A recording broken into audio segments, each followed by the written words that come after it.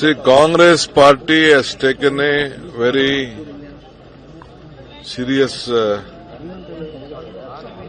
program. We can't digest this Narega.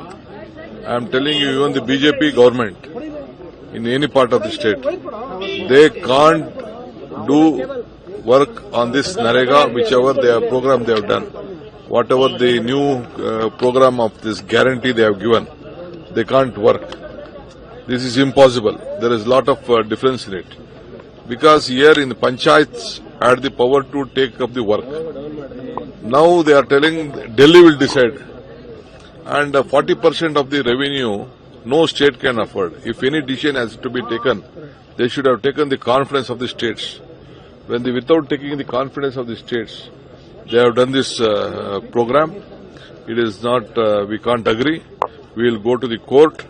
We will fight out on the street. In every panchayat, we will organize meetings. In every district level, state level, division level, we are going to organize. We are going to educate the people.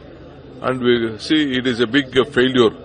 This is right to work, right to live. It is a guarantee of work which the program was being given by the Congress party. So, in the entire country, no panchayats will digest it. And we will see that every panchayat makes a resolution against this bill. Mr. Prahlad Joshi says that it is illogical to give 2 crore advertisement to National Herald, which is... See, Mr.